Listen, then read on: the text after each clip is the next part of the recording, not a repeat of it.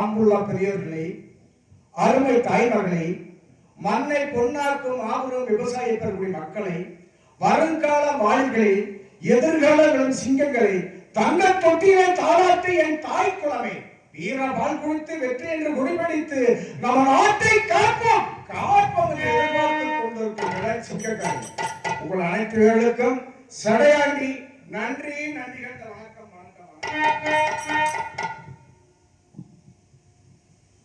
எந்தன் குரல் இனிப்பதல்ல கந்தன் குரலே, குரல் இனிப்பதல்ல கந்தன் குரலே, எந்தன் குரல் இனிப்பதல்ல கந்தன் குரலே, காப்பது கந்தனே, எந்தன் குரல் இனிப்பதல்ல கந்தன் குரலே.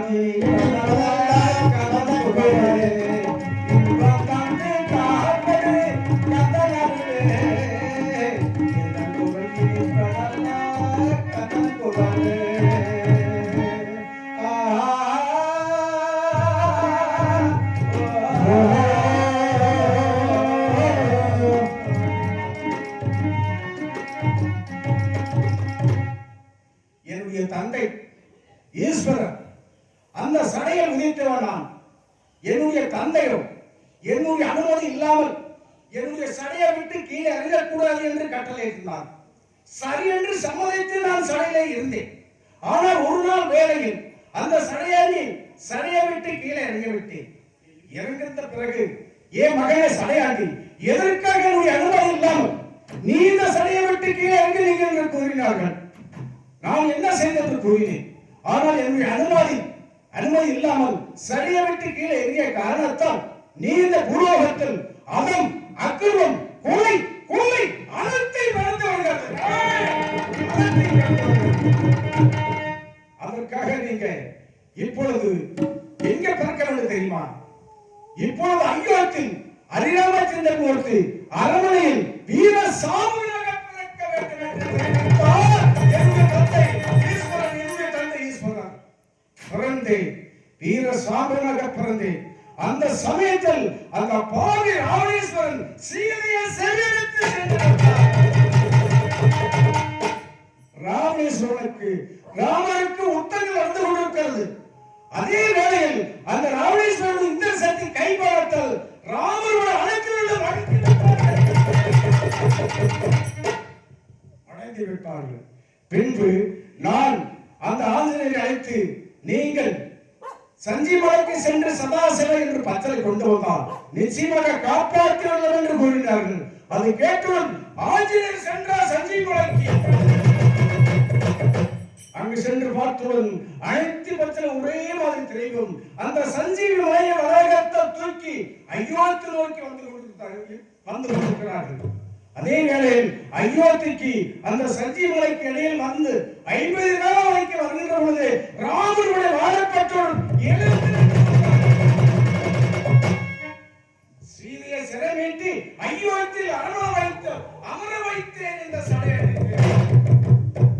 பின்பு இரண்டாவது பிறப்பாக திருச்செந்தூர் வேளாண் அந்த சூரன் அந்த திருச்செந்தூர் வேளாருக்கு உத்தரங்கள் நடந்து கொண்டிருக்கிறது. எதற்கு? எங்க நீதி, எங்க நேர்மை, எங்கே கொலை நடந்தது என்று கூறினார்கள். அதற்கு உடனே நான் வீரமாக பிறந்தேன். அந்த சூராயத்தில் எடுத்து அந்த சூரனை இரண்டாக பிளந்து ஒரு பக்கம் வேலாகவும் ஒரு பக்கம் மயிலாகவும் பிறக்க வைத்து அந்த தெய்வானைக்கு திருப்பரங்குன்றத்தில் திருமணம் முடித்து அமர வைத்தேன். 2 பிறப்பு முடிந்துவிட்டது. 3வது பிறப்பு என்னுடைய தந்தை ஈஸ்வரர், என்னுடைய தாய் ஈஸ்வரி. இருவருமே ஒரு நாள் என்னுடைய காத்திரனாக பிறந்தேன். காத்திரனாக பிறக்கும் பொழுது என்னுடைய தாய் என்னுடைய தந்தையை பார்த்து இறக்கப்பட்ட நாயகம் பறக்கப்பட்ட 10,000 ஜீவசலுக்கெல்லாம் படையெடுக்க சென்று விட்டார். அப்பொழுது மகா நாதர் அங்கே செல்கிறார்கள். சென்றுடன் என்னுடைய தாய் அடுத்த சென்று சக்தி உன்னுடைய கணவர் எங்கென்று கேட்க என்னுடைய கணவர் அனைத்து ஜீவராசிக்கு பணியிலிருந்து சென்று விட்டார் என்று கூறினார்கள். என்னுடைய தாய் அந்த வேளையில் தெரிவிக்கிறார்கள். அப்படி என்றால் அனைத்து ஜீவராசி பயணத்துக்கு சென்றார். ஒரு எருமை பிடித்து தங்கச்சியை அழைத்து முந்தானியில் முடித்து வைங்கள், அதற்கு எப்படி பழியாப்பாரோ அளக்க மாட்டார் என்று பரிசோதிப்போம் என்று தெரிவிக்கிறார்கள். அதே மாதிரி என்னுடைய தாய் அந்த எருமை பிடித்து தங்கச்சியை அழைத்து முந்தானியில் முடித்து வைத்திருக்கிறார்கள். அனைத்து ஜீவராசிக்கு பணியார்ந்து மறுமுறையில் கைலாசமலை இல்லத்துக்கு வந்து நிற்கிறார்கள்.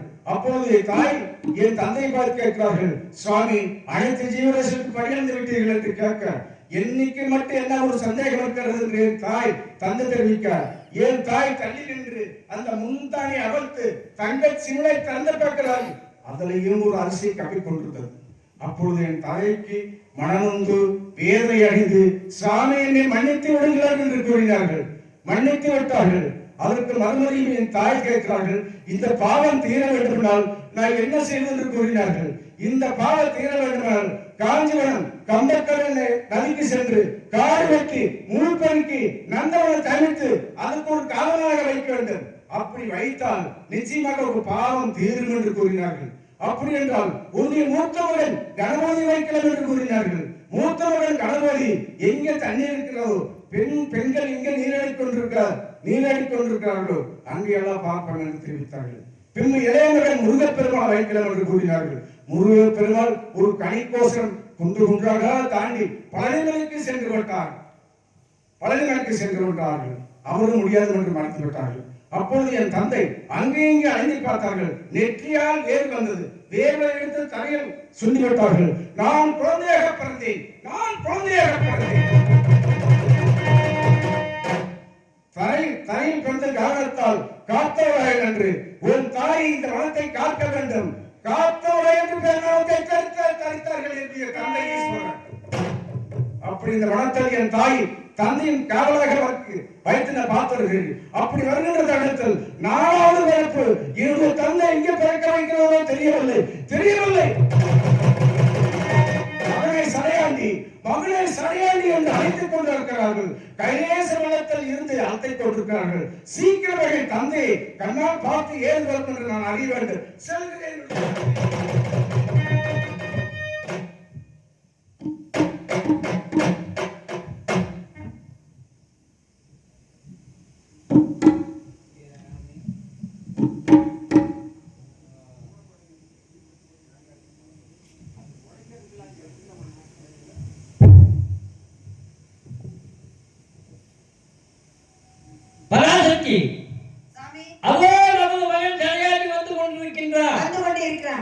அவன் வரட்டும், அந்தவனையும் உன்னையும் இந்த பூலோகத்திலே அதர்மம் அளிப்பதற்காக உங்களை படைக்கப் போகின்றேன். அதோ வருகின்றான்.